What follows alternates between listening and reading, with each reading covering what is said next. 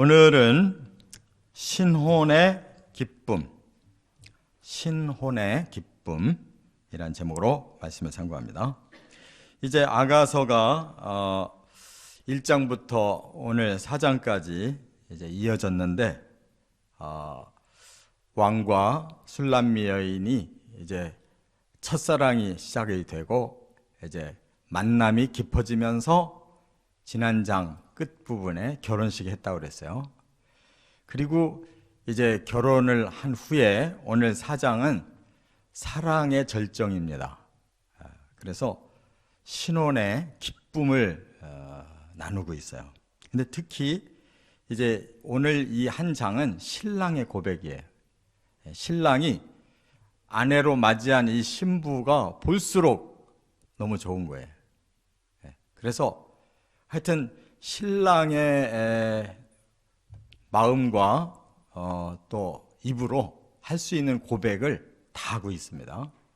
그러면 우리가 죄성을 가진 사람의 눈으로 이 여인을 볼 때에 우리는 좀 음욕적인 그런 느낌을 받기 때문에 여성에 대해서 남성이 이렇게 말하는 것을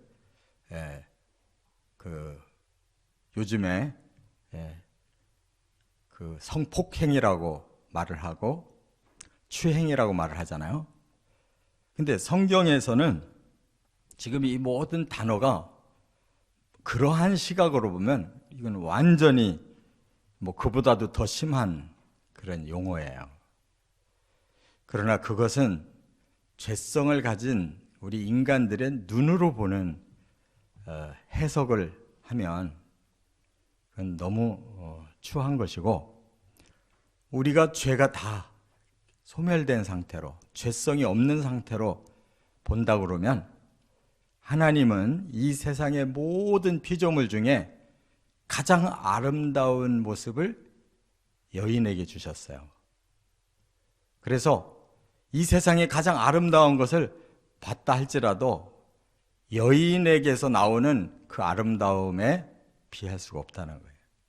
그래서 지금 이 신랑이신 바로 우리 예수님은 우리 성도들을 그렇게 아름답게 보신다는 거예요.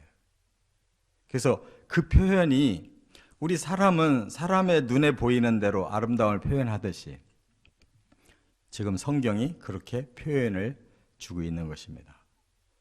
그래서 여기에서 느끼는 어떤 죄성의 그런 말초적인 감성을 우리가 싹 빼버리고 정말 온전한 하나님이 만들어 놓으신 가장 최상의 예술 작품을 보는 마음으로 본다면 이것보다 더 큰 기쁨이 없는 거예요.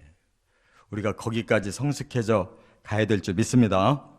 그래서 오늘 신랑이신 예수님은 4가지로 신부를 고백하고 있어요. 첫째, 1절부터 5절까지 보면 너무나 사랑스러워 하신다 하는 거예요. 신랑의 눈에 보이는 모든 것이 다 사랑스러운 거예요. 신부에게서. 여기 내 사랑 어여쁘고도 어여쁘다. 이 말은 너무 사랑스럽다. 볼수록 사랑스럽다라는 고백인데 뭘 봤느냐? 네 눈을 보니까 너울 속에 있는 눈이 마치 비둘기 같구나. 그러니까 여인들이 이제 너울을 쓰잖아요. 그것이 더 매력적으로 보이는 거예요. 그 너울 속에 보여지는 그 눈빛이 너무 아름답다는 거예요. 그러니까 제일 먼저 여인에게서 뭘 봤느냐? 눈빛을 본 거예요. 사람의 눈빛보다 더 아름다운 게 없어요. 그 속에 죄성이 없는 눈빛은 그야말로 가장 아름다운 눈빛. 그래서 비둘기 같구나라고 표현한 거예요. 그 다음에 여인의 특징이 뭐예요? 머리털이에요. 머리카락을 보고 길르앗 산기슭에 누운 염소떼 같다. 길르앗 산에는 이런 양이나 소나 염소 같은 걸 많이 기르는 아주 천혜 조건의 목장이에요. 거기에 그 검은 염소들이 막 줄줄이 그 들판에 그 목초지에서 있을 때 그 모습이 이 여인의 이 검은 그 머리털처럼 그렇게 클로즈업돼서 보여진다는 거예요. 그러니까 여성들이 머리카락이 아름다운 사람들이 얼마나 미인들이 많아요.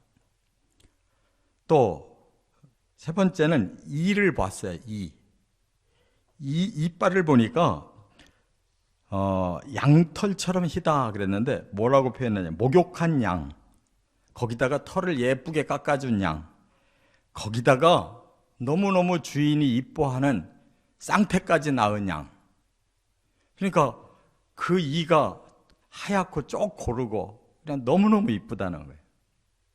이런 표현이 어디 있어요. 또 입술은 홍색실 같다. 이 입술은 빨간 것이 정상이잖아요. 여인들이 일부러 그 빨간 루즈를 칠해서 더 아름답게 보이려고 하잖아요. 그 아주 훌륭한 그 염료를 가지고 빨간 물을 들인 그 홍색실 같이 예쁘구나, 그런 얘기. 또 입도 그 말하는 입 모양이 너무너무 이쁘다는 거예요. 또 뺨도 너울 속에 있는 뺨이 석류 한쪽 같다. 이 너울이 너풀거릴 때 살짝 보이는 그 뺨이 어쩌면 그 석류를 쪼개놓은 그 한쪽의 모습처럼 그렇게 밝아스럽고 예쁘냐, 그런 얘기. 또 목을 보니까 다윗의 높은 망대 같은데 그 다윗의 망대에 많은 방패가 거기 달려있고 장식이 달려있다. 그러니까 여인의 그 목이 길게, 그리고 거기에 여러 장식을 다른 것을 보고 다윗의 높은 망대 같다. 거기에 방패를 1000개나 붙여놨다. 그렇게 아름답게 표현을 했어요. 또 두 유방은 백합화 가운데 꼴을 먹는 쌍태 어린 사슴 같다. 이런 부분이 이제 성적인 부분이기 때문에 이거를 말 잘못하면 성추행, 성폭행이 되는 거잖아요. 그러나 하나님이 지으신 그 몸 중에 너무 아름답고 귀한 것이 유방이잖아요. 이거를 성경에서는 스스럼 없이 말하고 있어요. 너무너무 백합화 가운데 있는 쌍태 어린 사슴 같다. 그러니까 희고 그 모습이 너무너무 예쁘고 아름답다, 이렇게 표현한 거예요. 이와 같이 하나님께서 이 세상을 만드시고 보시기에 좋았다 그랬는데 마지막 날 사람을 향해서는 심히 좋았다. 거기다가 또 여자를 만들어 놨을 때 얼마나 좋겠어요. 그래서 아담이 너는 내 뼈 중에 뼈고 살 중에 살이다. 남자는 흙으로 지어졌어도 여자는 뼈, 본 차이나로 지어져서 더 아름다운. 우리는 순수한 하나님의 이 창조의 계시를 우리가 그대로 깨닫는다면 너무너무 아름다운 고백을 할 수밖에 없는 줄 믿습니다. 두 번째, 6절부터 8절까지 보면 흠을 찾지 못하신다 그랬어요. 그 신부를 쳐다보니까 너무너무 완벽해 보이는 거예요. 그래서 밖에 나가서 자기 일을 보다가 일찍 퇴근하고 싶다는 뜻이에요. 여기 뭐라고 그랬어요? 저물고 그림자가 사라지기 전에 작은 산으로 가리라 그랬어요. 그 말은 뭐예요? 아내가 있는 곳에 해지기 전에 빨리 들어가고 싶다는 거예요. 이게 사랑하는 마음이에요. 그래서 그곳은 작은 산일 뿐만 아니라 모략과 유향이 있는 곳이래요. 향이 나는 곳. 아내가 있는 그 집에는 너무너무 향이 나는 곳이에요. 그러니까 빨리 들어가고 싶어요. 너무 어여뻐서 흠이 보이지 않는다. 완벽해 보인다는 거예요. 이와 같이 우리 하나님께서 본래 창조하신 모습은 흠이 없는 거예요. 완벽한 거예요. 그런데 사탄이 그 죄를 넣어주고 거기에 넘어가니까 저주를 받아서 이렇게 흠투성인 거예요. 영혼, 몸이. 우리 예수님이 다시 보혈을 흘려서 우리에게서 죄와 저주를 싹 빼내면 이렇게 흠이 없는 거예요. 완전해지는 거예요. 깨달으시기 바랍니다. 그래서 우리가 구약 성경에서 하나님이 죄인들을 보고도 의인이라고 말씀하신 적이 있죠. 노아를 보고 그는 당대 의인이다. 근데 왜 의인이었는가 하고 더 깊이 살펴보니까 은혜를 입었다 그랬어요. 하나님이 은혜를 주시는 눈으로 볼 때 그는 의인인 거예요. 아브라함을 보시고 그를 의롭다고 칭하셨어요.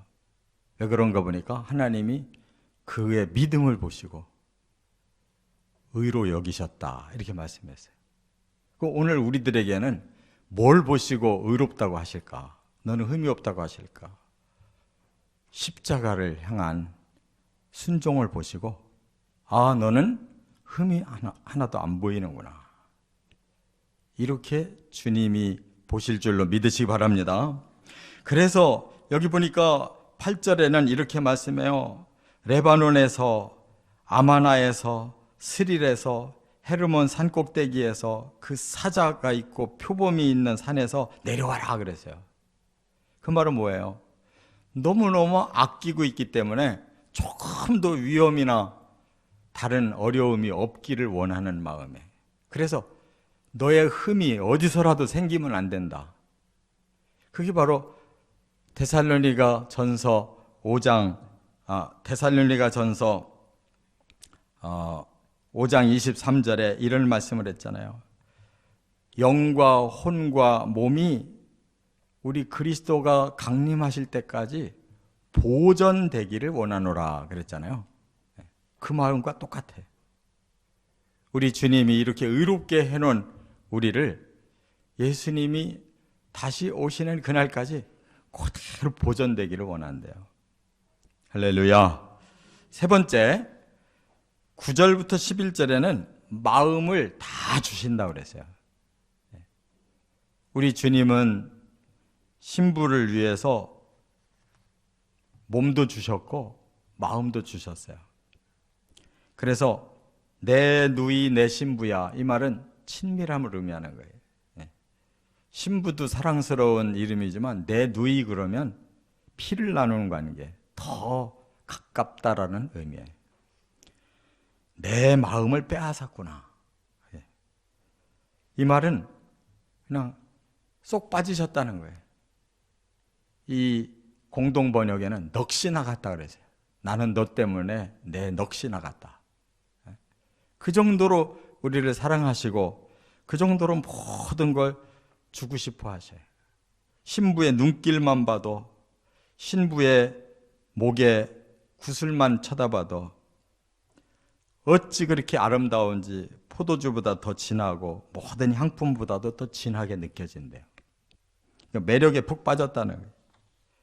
입술에서는 꿀방울이 떨어지고 혀 밑에는 꿀과 젖이 있고 네가 입은 의복의 향기는 레바논의 향기와 같구나. 이렇게 말씀하는 것은 너무너무 사랑하기 때문에 그냥 마음을 다 준다는 거예요. 예수님도 그렇게 표현하셨어요.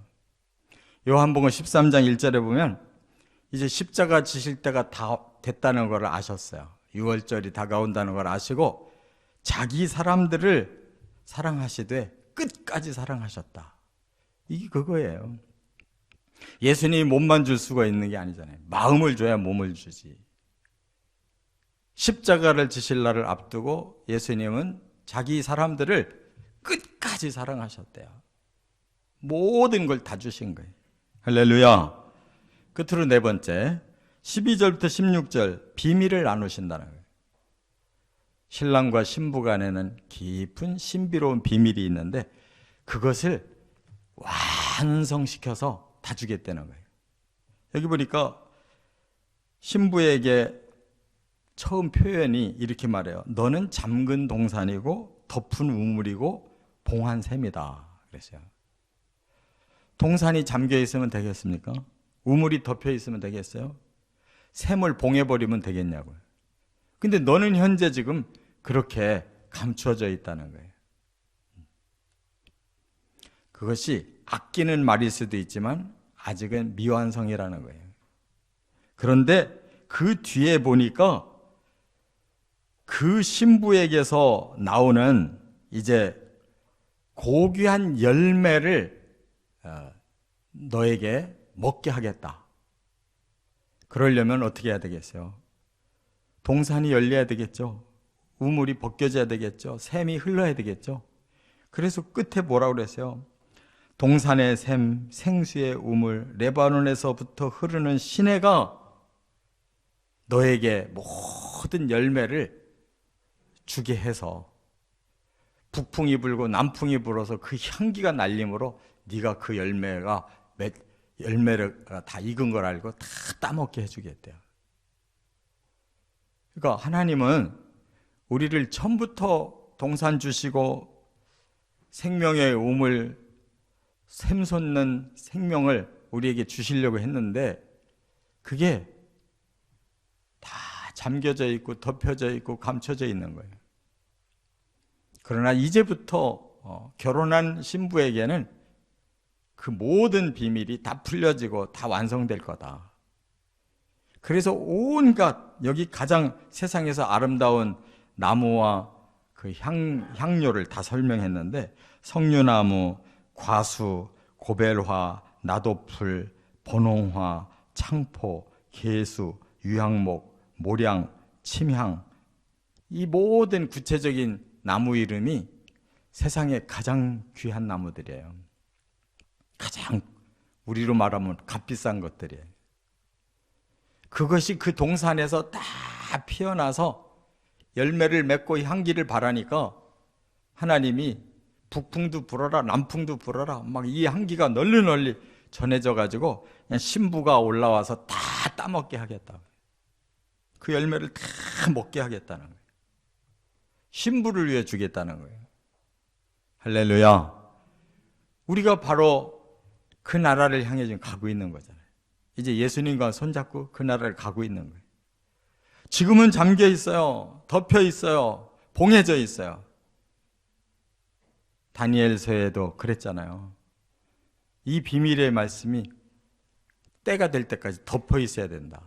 그러나 열리는 때가 오는 거고 거기에 모든 생명이 충만해져서 열매를 맺는 때가 오고 그걸 결국 누구에게 주려고 하면 신부에게 주려고 하는 거예요.